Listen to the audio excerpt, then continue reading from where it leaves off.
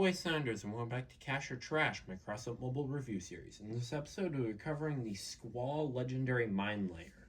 So starting out, it's 8 energy. Yeah, you heard that right. 8 energy. So you can have exactly 1.5 of these things on your build, and because you can't use half a weapon, you can only have one of these on your build, and you have to pair it with something that doesn't work with it at all, because there's no 4 or 5 energy weapons that pair with this thing well. Like, there's nothing. Continuing on, it has 6,000 durability, which seems nice until you do the math and you realize that if it was a 6 energy weapon, it'd have roughly around 4,500 durability, so the durability isn't anything actually good. And then it weighs 465 kilograms, which is actually really good for a decently durable weapon. So the perk, it is pretty much the weapon. It shoots a locator mine, and any enemies that get within 20 meters of the locator mine, it starts summoning down airstrike rounds for 7 seconds. And then any enemies that are in the 20-meter radius are slowed down by 20%, and then it does 60% less damage to movement parts. Continuing on to the rest of the stats, it has a 250-meter maximum range, so you can't throw these things very far. It has an 8-second reload, which is painfully slow, because if you fire and you've leaded your shot and you've done everything correctly, but the enemy just moves to the side, now you have to wait 8 seconds to fire again while they're just ripping you apart. It has a 50-meter-second projectile speed, which is completely terrible because that mine just slowly drags itself across the sky, lands there, activates, and then starts shooting down airstrikes. And if the enemy has any IQ at all, they've already moved out of that position. It does 29% direct damage, 71% blast damage. So if you're modding this weapon, I guess go for blast. I would not suggest modding this thing. It has an 140-degree-a-second rotation speed, which is pretty good. It works on cars. I mean, not really. The weapon doesn't really work, but it can turn on cars. You can aim the weapon at people while you're driving a car around. So cool. And then it has a 10-meter blast radius. So I would suggest using the Elite Ammo Box if you are using this weapon. Other than that, for recommended cabins, if you have any of the relic cabs, run those. If you have a Serrera, I guess this would work because you could pull in the enemy and call in an airstrike that's going to deal like 75 damage to them or something. And then you have the Absolute with the Squall, so you could call in fairy water balloon airstrikes. But other than that, let's get on to some gameplay.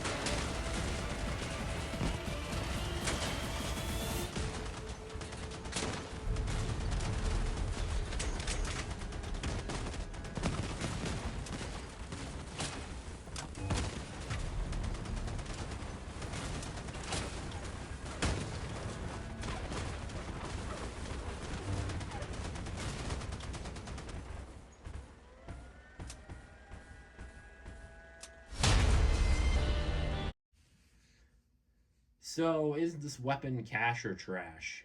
I mean, is that even a question? It's more like, is this weapon trash or belongs in a landfill? I don't know. Or maybe I should recycle it. In fact, I am going to recycle it after this review. Overall, I'd say I'd get probably a lot more use out of those 600 bearings than out of this terrible weapon. Um, so the problem with it is that it's an 8 energy weapon, so you can't run an exact amount of them on your build, and there's nothing good to pair them with. The weapon takes forever to reload, then fire its projectile, and then for the projectile to actually start dealing damage. In fact, it takes so long that with my build in the battle, I killed the enemy with my one aspect before the squall was even dealing like damage to them. So yeah, it was doing terrible in the battle. Mind you, I've been playing for the last 3 hours with this weapon, trying multiple different like full relic builds to just find something that worked. And over this past 3 hours, I haven't found anything. I tried it on Kensei with like an assassin build. I tried it on a Gladi with blast elite ammo box with breakthrough, an Aquilo. That didn't even work. I tried it with a different gladiator build that was focused on durability, where I'd ram into the enemy and try dropping squall airstrikes on them. That also didn't work because the enemy could just drive backwards, and that's it for that whole build. There's literally no way to use this weapon. That's it. I could make an argument that this is the worst legendary weapon in the game, because something that's terrible like the Phoenix, at least you can fire at the enemy and deal damage. Like, at least, even for the short time a Phoenix is on your build, even for that time, you can still aim at the enemy, shoot at them, hit them, deal damage. The Squall, yes, you can do area denial. Yes, you can sit on a base and drop mines on it, I guess, or drop the airstrikes on it. But still, there's so many other area denial weapons that are just going to be flat out better. Capkins, Vultures, heck, even Yotuns. The Yotun perk shot is just more effective than this weapon. So, overall, I don't see a use for this thing. Don't buy this. Don't buy this weapon. It's a definite trash. It's not good. Sorry for the extremely negative review. I just didn't have a good time over the 30 hours of using this thing and losing every single battle because I couldn't even kill a single bot that was just moving in a straight line because the airstrike takes so long to activate that by the time the bot has driven through the entire circle, he's taken 900 damage. It was an extremely negative review, so yeah, sorry if you like this weapon, I guess. Please consider to like and subscribe. See you next time. Bye-bye.